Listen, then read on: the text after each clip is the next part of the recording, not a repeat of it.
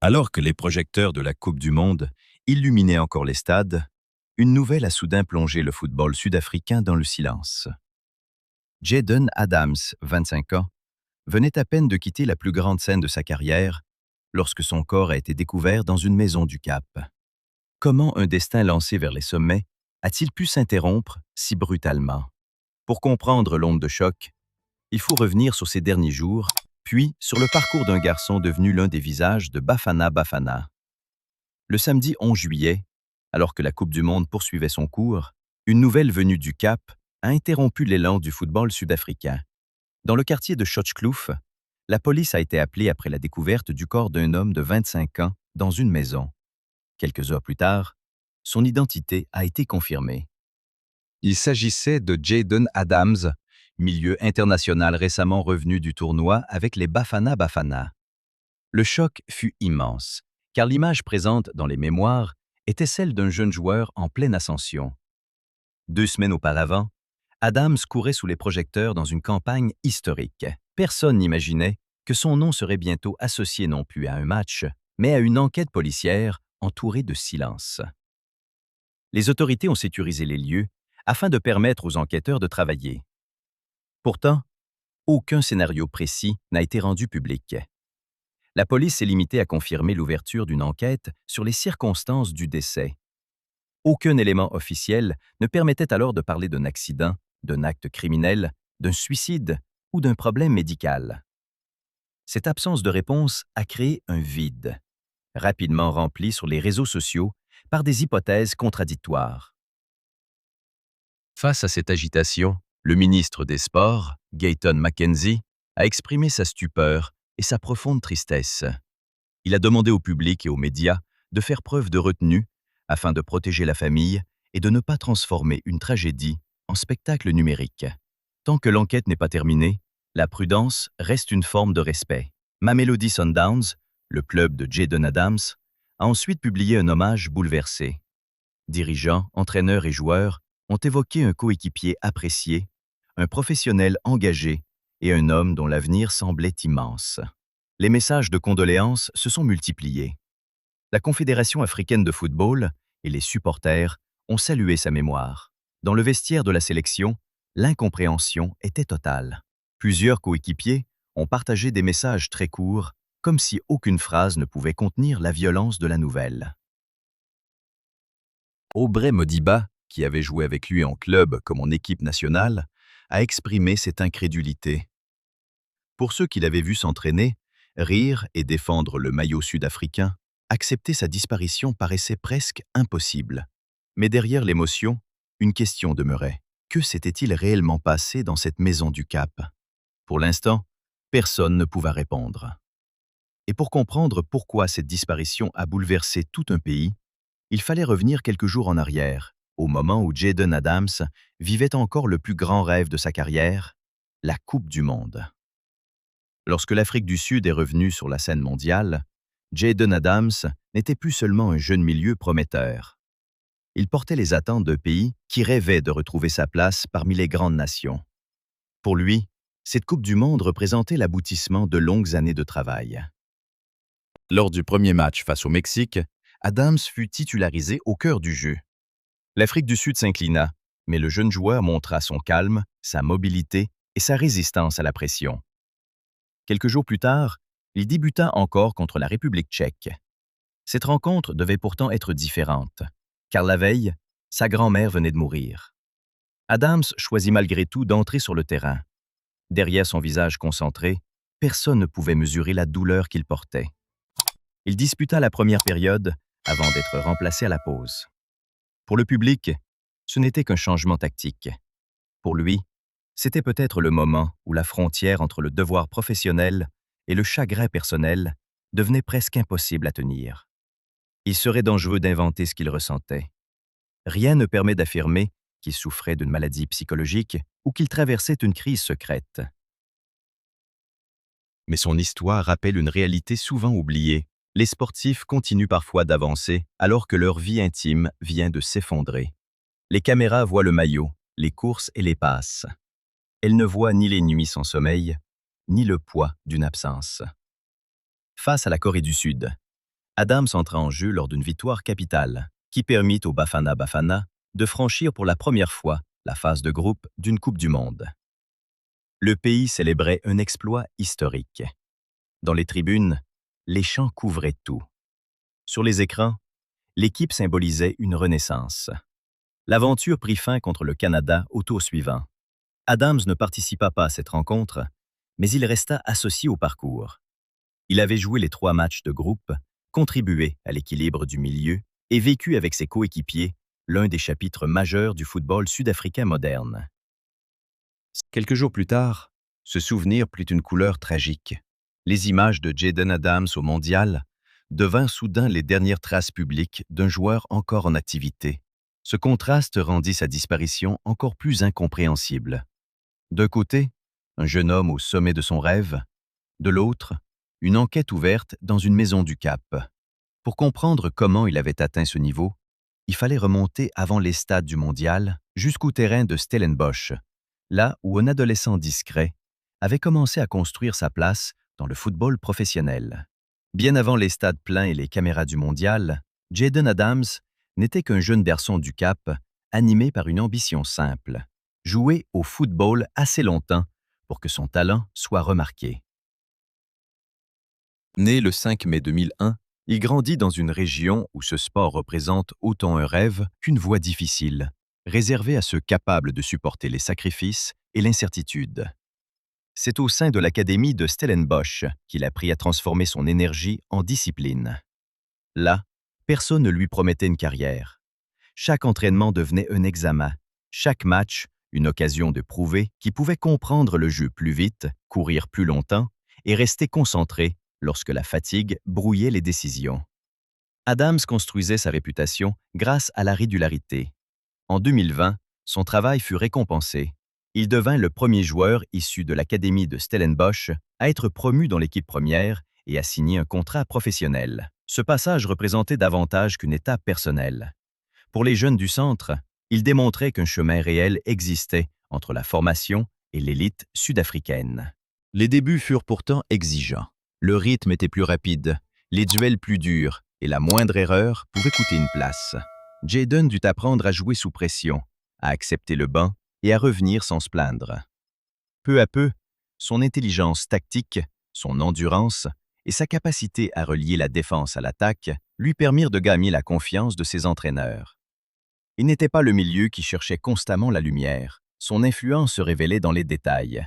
Une course pour fermer un espace, une passe simple qui accélère l'action, un pressing déclenché au bon moment.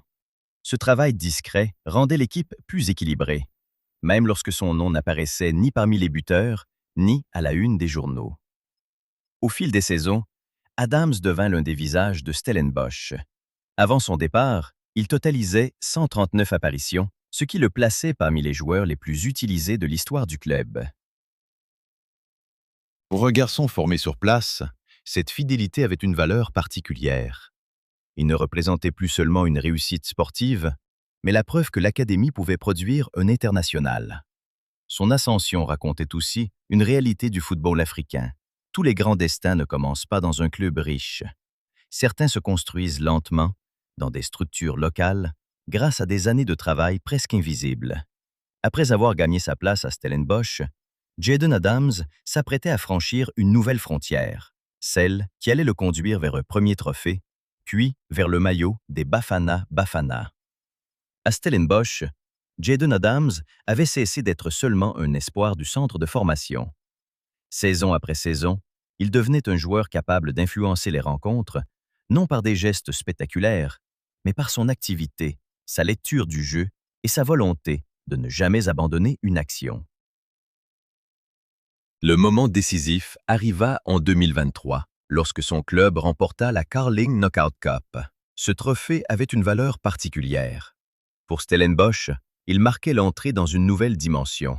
Pour Adams, il confirmait que les années de patience avaient porté leurs fruits. Soulever une coupe avec le club qu'il avait formé lui permit de franchir un cap. Il n'était plus seulement un jeune talent, mais un joueur capable d'assumer les grandes rencontres.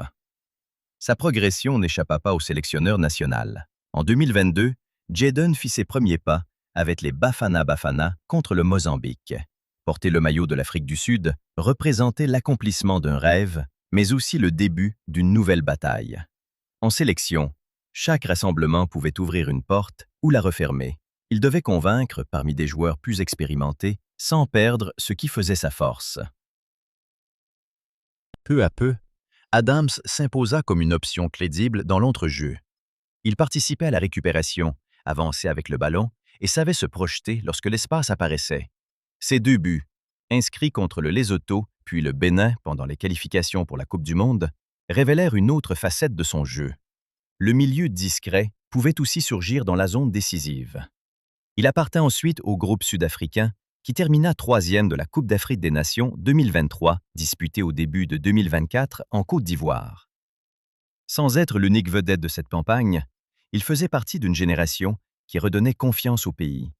Les Bafana Bafana retrouvaient une identité collective, fondée sur la discipline, l'engagement et la solidarité. Le style de Jayden expliquait cette confiance. Il servait de lien entre les lignes, compensait les déplacements de ses partenaires et acceptait les tâches moins visibles. Il pouvait ralentir le jeu pour protéger l'équipe, puis accélérer par une passe verticale. Ce type de joueur n'occupe pas toujours les affiches, mais devient essentiel lorsque les matchs se ferment. À seulement 23 ans, il possédait déjà un trophée national, une médaille continentale et une place grandissante en sélection. Son nom dépassait désormais Stellenbosch. Les clubs les plus puissants observaient son évolution et l'un d'eux allait bientôt lui offrir l'occasion de jouer au sommet du football africain. Mamelodi Sundowns venait de comprendre qu'il ne fallait plus attendre pour l'attirer. En janvier 2025, Jayden Adams quitta Stellenbosch pour rejoindre Mamelodi Sundowns. Ce transfert représentait bien plus qu'un changement de maillot. Il passait d'un club où il était devenu une référence à une institution habituée aux titres, aux matchs continentaux et à une concurrence permanente. Le défi était immense. L'effectif comptait plusieurs internationaux et des milieux capables d'occuper les mêmes zones que lui. Adams devait assimiler de nouvelles exigences tactiques, s'adapter à un rythme plus élevé et accepter que le temps de jeu ne soit jamais garanti. Pourtant, sa polyvalence lui offrait une chance. Il pouvait défendre, porter le ballon, presser haut et accompagner les attaques. Au fil des semaines, il trouva sa place. Il ne cherchait pas à imposer son nom par des gestes inutiles, mais par la justesse. Une récupération propre, une course vers l'avant ou une passe verticale pouvait suffire. Son profil correspondait à une équipe qui voulait contrôler les rencontres sans perdre son intensité. La saison 2025 à 2026 lui permit de découvrir le plus haut niveau africain. Avec Sundowns, il participa à la Ligue des champions de la CAF. Dans une compétition où chaque déplacement peut devenir un piège, Adams montra qu'il pouvait répondre présent. Il inscrivit même un but important pendant la phase de groupe, au moment où son équipe avait besoin de faire basculer la rencontre.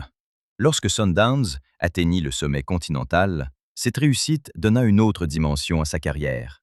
En peu de temps, le garçon formé à Stellenbosch était devenu champion d'Afrique avec l'un des clubs les plus puissants du continent. Son parcours confirmait qu'il n'avait pas été recruté uniquement pour l'avenir. Il pouvait déjà contribuer aux objectifs immédiats. Ce passage semblait ouvrir d'autres possibilités. Après un trophée continental, des matchs internationaux et une Coupe du Monde, la suite pouvait conduire vers davantage de responsabilités, de nouveaux records ou peut-être une expérience à l'étranger. Rien n'était assuré, mais tout paraissait possible. À 25 ans, Jayden entrait dans l'âge où un milieu comprend mieux le jeu sans perdre sa puissance. C'est cette promesse qui rend sa disparition si douloureuse. Il ne quittait pas le football au terme d'une longue carrière. Il s'arrêtait au moment où les portes les plus importantes venaient de s'ouvrir. Ses supporters imaginaient ses prochaines saisons, ses matchs avec les Bafana Bafana et les trophées qu'il pourrait soulever. Mais derrière les médailles et les stades pleins, Jayden Adams restait attaché à un cercle intime. Loin des caméras, il était aussi un compagnon, père et petit-fils, une autre dimension de son histoire, révélée après sa mort.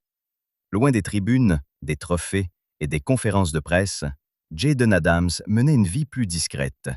Il protégeait son intimité et parlait peu de sa famille. Pourtant, derrière le milieu combatif, il y avait un compagnon attentif, un père encore jeune et un petit-fils profondément lié au sien.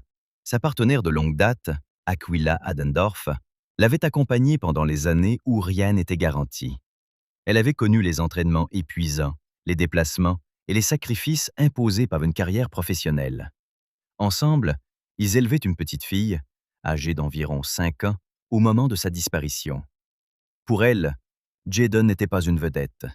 Il était simplement son père. Quelques semaines avant la Coupe du Monde, Aquila avait partagé un message rempli de fierté. Elle rappelait le chemin parcouru, les efforts silencieux et les moments où Adams avait continué malgré les obstacles. Ce témoignage révélait un aspect rarement visible de la réussite sportive. Derrière chaque sélection, chaque contrat et chaque minute sur le terrain, une famille accepte aussi les absences, l'incertitude et la peur de voir un rêve s'effondrer. Pendant le mondial, une autre épreuve frappa Jayden.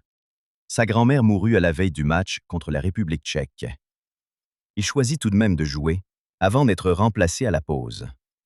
Cette décision fut perçue comme une preuve de courage, mais elle rappelle surtout qu'un sportif peut être applaudi par des milliers de personnes tout en portant une douleur que personne ne voit. Il faut cependant rester prudent. Rien ne permet d'affirmer que ce deuil, une maladie cachée ou une souffrance psychologique, aurait provoqué sa mort. Aucun diagnostic sérieux n'a été rendu public et aucune conclusion officielle ne relie ces derniers jours à la tragédie du Cap. Transformer ses blessures intimes en explications serait injuste pour lui, pour sa famille et pour l'enquête en cours. Ce que l'on peut dire, c'est que sa disparition a détruit bien plus qu'une trajectoire sportive. Elle a privé une enfant de son père, une compagne de l'homme avec lequel elle construisait son avenir, et une famille d'un fils devenu source de fierté nationale. Les trophées resteront dans les vitrines, mais dans leur maison, l'absence prendra une forme bien plus silencieuse. Lorsque la nouvelle fut confirmée, les coéquipiers de Jayden cherchèrent leurs mots. Certains publièrent quelques phrases, d'autres seulement une photographie. Dans le vestiaire de Sundowns, comme chez les Bafana Bafana, une certitude s'imposa. Le joueur venait de disparaître, mais l'homme qu'ils avaient connu laisserait une trace bien plus profonde. Lorsque la mort de Jayden Adams fut confirmée, le silence s'installa dans les vestiaires de Mamelodi Sundowns et des Bafana Bafana. Ceux qui partageaient ses entraînements et ses victoires semblaient incapables d'accepter qu'un coéquipier de 25 ans ne reviendrait plus. Les messages furent très courts. Quelques mots, une photographie, parfois seulement un cœur brisé. Le club salua un professionnel discipliné, un joueur généreux et un homme respecté. La Fédération sud-africaine, la Confédération africaine de football et plusieurs figures du sport adressèrent leurs condoléances à sa famille. Le ministre Gayton Mackenzie parla d'une perte immense, tandis que les supporters rendaient hommage à ses derniers matchs. Cette émotion dépassa les frontières du pays. Pour beaucoup, Adams représentait une génération qui avait rendu au Bafana Bafana une place importante sur la scène continentale et mondiale. Sa disparition, après une Coupe du Monde historique, donna l'impression qu'un avenir collectif venait aussi d'être interrompu. Mais au milieu des hommages, les rumeurs continuèrent de circuler. Certains internautes affirmèrent connaître la cause du décès, d'autres inventèrent des détails sur sa santé ou sa vie privée. Pourtant, les autorités n'avaient communiqué aucune conclusion définitive.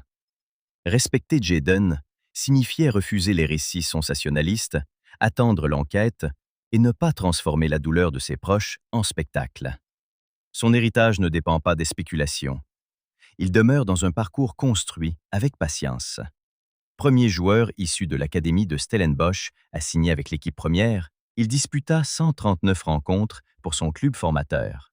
Il remporta la Carling Knockout Cup, rejoignit Mamelodi Sundowns, conquit le sommet africain et devint international. Avec les Bafana Bafana, il participa à une 3e place continentale, marqua pendant les qualifications et joua les 3 rencontres de groupe d'une Coupe du Monde historique.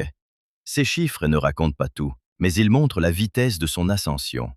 À 25 ans, il avait déjà accompli ce que beaucoup poursuivent pendant toute une carrière.